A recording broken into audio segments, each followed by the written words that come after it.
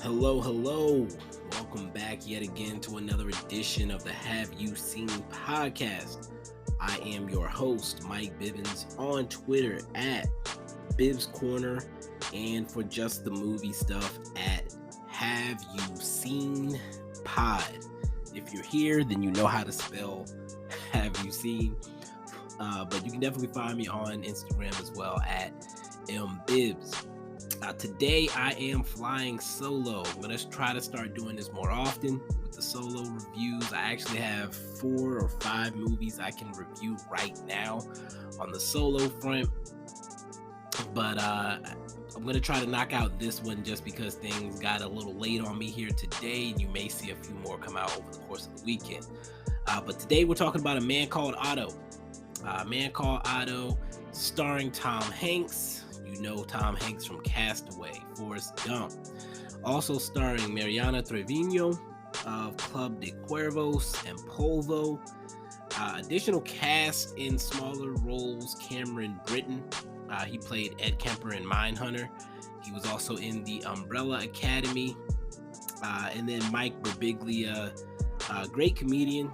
He has some great comedy specials out there. Definitely check those out if you're into comedy. The movie's directed by Marc Forster, who has a very interesting run of movies. He also directed Monsters Ball, the old Halle Berry movie, World War Z, and The Kite Runner. Like, those 3 movies have almost nothing in common, which is hilarious to me. But Marc Forster also directed this, and I would say this one also has nothing in common with those other 3. This movie was, well, let me break it down. So this movie started out as a novel written by Frederik Backman, A Man Called Ove. It was directed in Swedish by Hans Holm, and the American screenplay was written by David Magee, who also did Life of Pi, Mary Poppins Returns, and Finding Neverland. So again, a lot of talented people attached to this project. Quick synopsis. Again, this movie is a remake of a fantastic original film adaptation of the novel A Man Called Ove by Frederik Backman. 2015 Swedish film was called A Man Called Ove as well, which was directed by Hans Holm, which I just mentioned. Ove is a curmudgeon, the kind of man who points at people he dislikes as if they were burglars.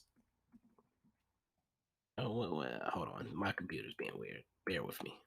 The type of man, who points at people he dislikes as if they were burglars caught outside his bedroom window. He has staunch principles, strict routines, and a short fuse. People call him the bitter neighbor from hell.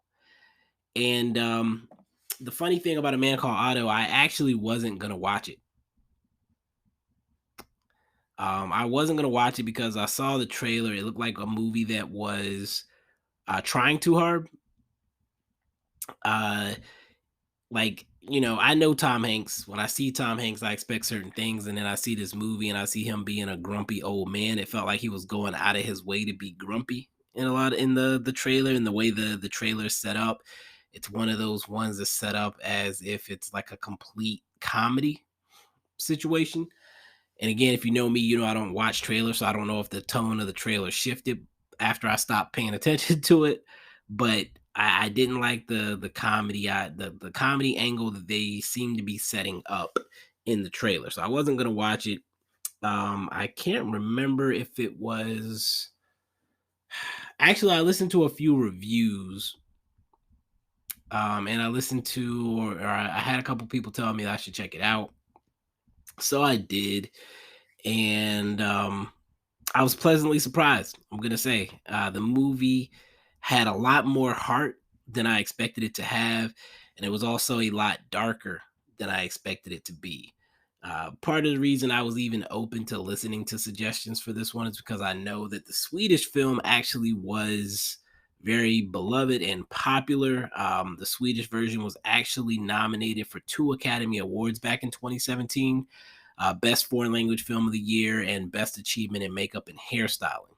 I also knew that the book is very beloved, but the most recent American adaptation of a very popular and successful European film that I could think of was I think the original version was Force Majeure, and I can't remember what the American version was, but it had Will Ferrell. It's the movie where the husband and wife are on a vacation and there's an avalanche, and the husband like leaves, like runs and leaves his family behind, and then the rest of the movie is like the wife judging him. I did not watch the American version because I heard it was trash. I wasn't wasting my time on it. I did enjoy the European version or the foreign version. So because of that experience, I just don't have high expectations for American adaptations of foreign films. I would rather just enjoy the film as it was originally intended. But I'm glad that I checked this one out. Let's get into it. So, I told you what my expectations were. I thought it was going to be a try hard movie, but it did have a lot of heart. The movie kind of begins with Otto at the store, kind of like a cold open. He's at a store arguing with the clerk. He's decided to buy 5 feet of rope, and they're selling rope by the yard, and they can't give him like a prorated amount. Like he's paying for the full yard. He's upset. He doesn't want to pay for the full yard. He doesn't think he should have to pay for the full yard. At one point, they ask him, "Do you want us to just go get you another foot of rope?" He says, "I don't need another foot of rope." A guy behind him offers to pay the difference for the extra foot that he's not using. He says, "I don't want your money." And it just becomes a thing where he's arguing on the principle of the fact that he can't just pay for the amount of rope he's getting. So it kind of sets the tone for what type of guy he is. The scene is funny also. At one point in the exchange, he asked to speak with the manager, and the kid at the register calls over his manager, and then it's like another young person that's like probably looks younger than the guy he was originally working with. He was like, "This is your manager?" It's like, "Shouldn't you be in like 10th period?" Something like that. Like he's just appalled at the entire situation. So again, kind of sets the tone, lets you know who he is. uh to me, it didn't seem like he was just an asshole completely. He just did not have energy for other people's bullshit. He kept it real. He was a straight shooter. He had no time to dance around people's feelings. Like if he didn't like what you were doing, he was going to tell you he didn't like what you were doing. If he didn't want you to do something, he was going to tell you, "I don't want you to do this." And most people aren't like that. Most of us try to tiptoe around people's feelings, etc., and so forth. So in the beginning of the movie, you're probably wondering, how did this guy get like this? Why are we here? Why is this guy acting this way? One of the things that we learn early on, and I'm doing my best not to like spoil too much, but one of the things we learn early on, he lives alone, he's by himself, and we see that he's kind of being, it looks like, forced to retire, sort of, and he lets like he lays it out. We also see there's like a situation where there's some big housing conglomerate that's like buying up all the land around him, and he's one of those guys that's been in this neighborhood for a long time, and he doesn't want to go. Like he's not ready to go. Kind of the up situation with the old man in the city with with the one house with the skyscrapers all around it. Like he's refusing to leave, type of situation, and he's kind of being bullied, and his neighbors are being bullied and pushed out. So he's put his feet down. He's got his feet in the ground. He's not letting anybody move him. So that kind of sets the tone. And then there's one other piece that I did not expect at all.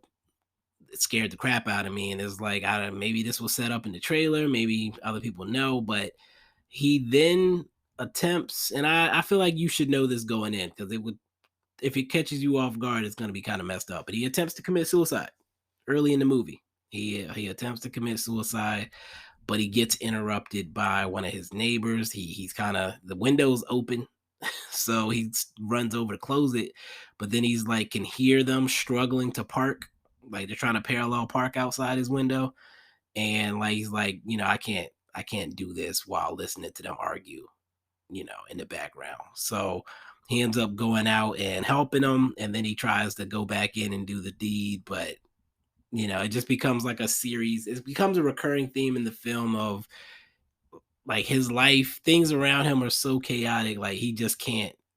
Something is keeping him from being able to pull this off. Like he's ready to go, but something is keeping him here, type of thing. And that's kind of the theme of the movie. Um, Initially, the neighbor character. So basically, the characters that interrupt him across the street are some new neighbors that are moved in. One of them is played by the Mariana Trevino character. Her name is Marisol. She initially annoyed the crap out of me. Like I was like, oh my god, like they're doing way too much. And the reason I was annoyed by her character is because I thought it was a white woman doing a Hispanic accent.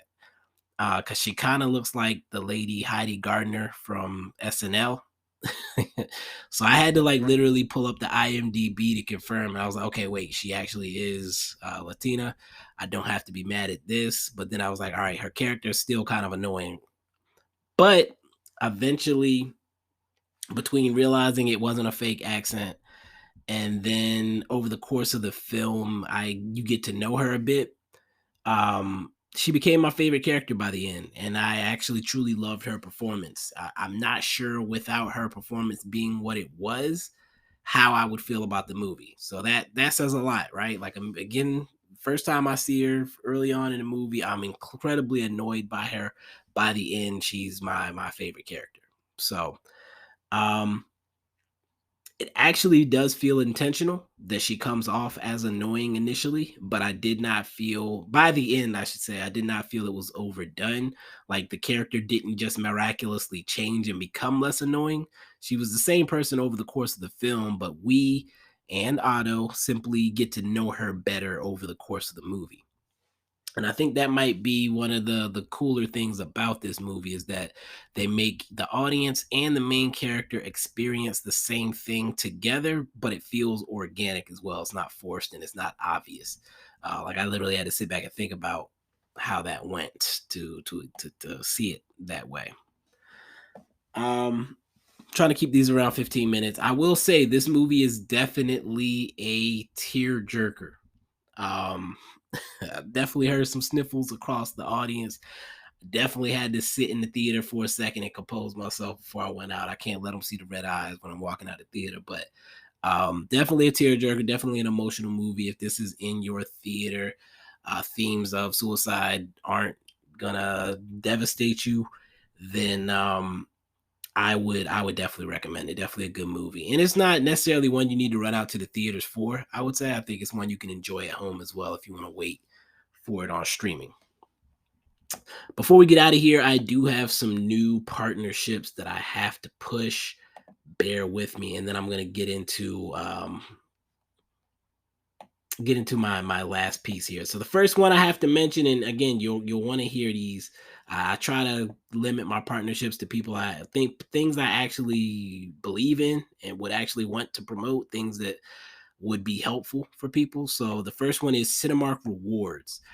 For my movie lovers, if you're listening to this, I assume you're a movie lover. If your local theater or a theater near you is a Cinemark, you may want to consider signing up for Cinemark Rewards.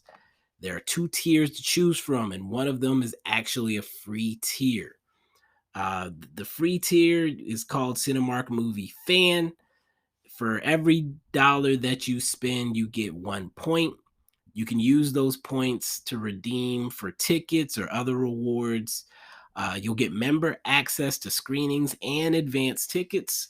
You'll get extra discounts on the Discount Tuesday, and you'll get other exclusive member offers as they come. Now, the paid version is the Cinemark Movie Club. It's $9.99 a month. You get all of the things I mentioned above, plus you'll get one free ticket every month to a movie of your choosing. 20% off all concessions. If you get upgraded to platinum, that bumps up to 25% off all concessions.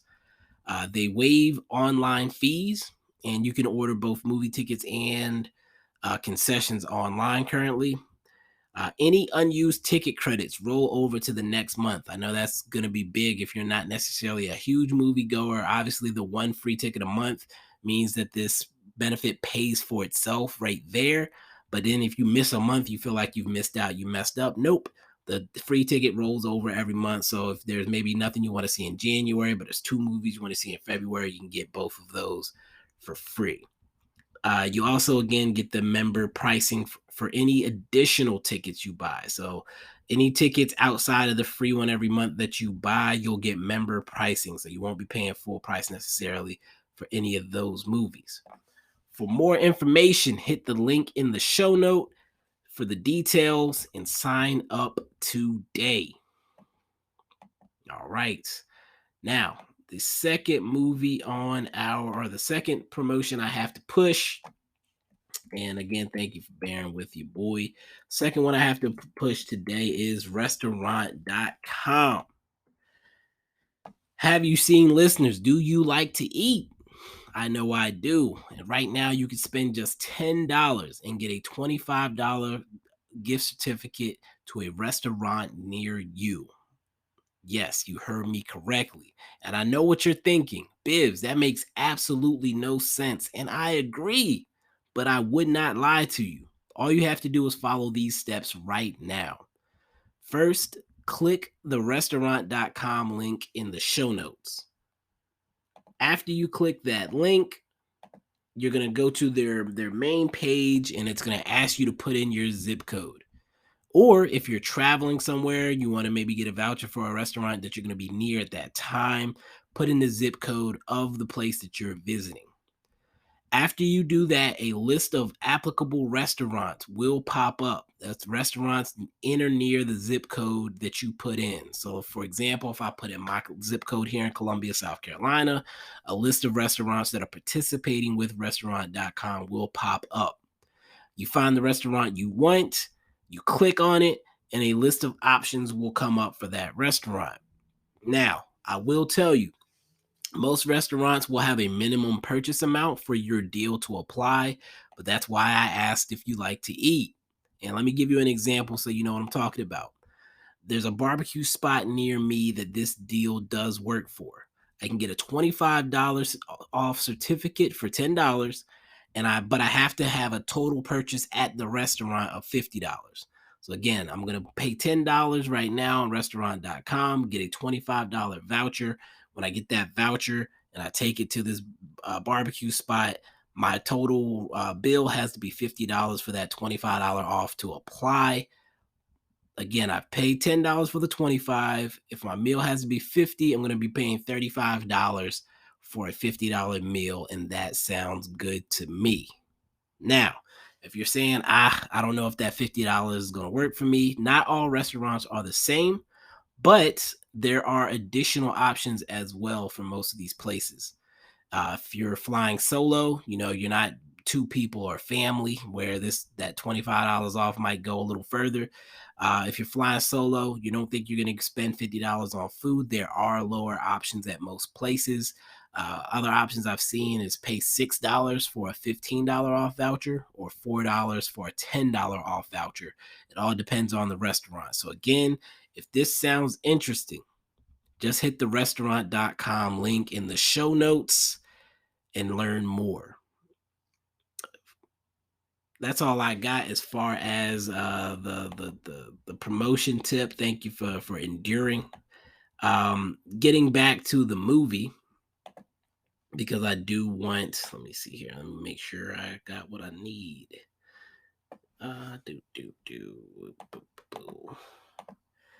So at the end of every episode, I say that I want to give you one scene that stuck with me, one scene that's going to stick with you when you watch the movie.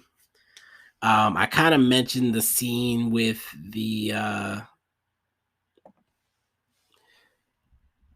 neighbor kind of distracting him when he's trying to commit suicide, and I think that one stuck with me the most because I was not expecting it. And the reason I'm giving it to you now is because it's very early in the movie. the rope that he was buying, you find out that this is why he was buying it. And like he just casually gets up to start doing it, and you're like, whoa, like there's no way this is how this is about to go. But then as he's getting up there to do it, he realizes his blinds are open. He's like, oh shit, like I probably shouldn't do this with the blinds open. And he like runs over to close them.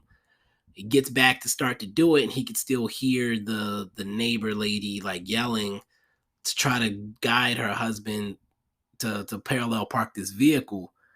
And again, he's trying to end his life, and you shouldn't be laughing, but it's funny because you can see him getting annoyed with the fact that he could still hear them while he's trying to do this. And like then he just drops what he's doing and runs out there, and he's like, come on, you're an idiot, like let me just let me do it, blah blah blah blah blah. Like he's arguing them like, what are y'all doing? You're gonna break this, you're gonna break that. And it's like, you're not supposed to even want to be here. Like, why are you so concerned with them like running up on the curb when they're parking? But he can't help it. This is who he is. So again, that scene is like a big one as far as setting the tone for the rest of the movie. And it introduces you to some main characters. So that's probably the one scene that I would say sticks with me. Again, when I did mark this as light spoilers, so if you want to go in blind, hopefully you didn't listen to this. But if you did listen to it, I did not ruin much for you. It's still going to be a ride for you, and should be a fun movie. With that said, I guess I can shut up now. I will be back. The next movie I'm going to do, if I have to do another one solo, is She Said. I'm also going to do Plane, and I'm going to do Missing. I'm probably going to watch a ton of movies this weekend as well, so who knows how many more reviews you're going to start getting. But I am going to be busier on the review tips, so thank you all for tapping in with me. But until next time, peace.